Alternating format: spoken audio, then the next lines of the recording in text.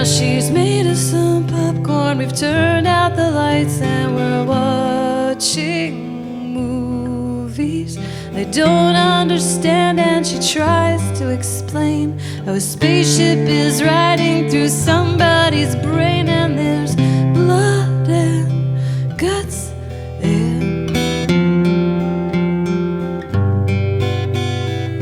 She's the best one that we've ever had. She sits on her hair and she's tall as my dad, and she tie-dyed my shirt and she pierced her own ear, and his piece man cool, yeah, the babysitter's here.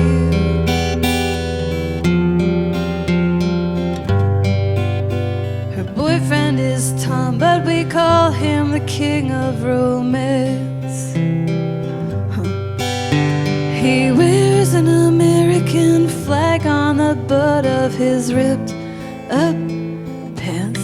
And will they get married with kids of their own? He says, not if she's going to college, we won't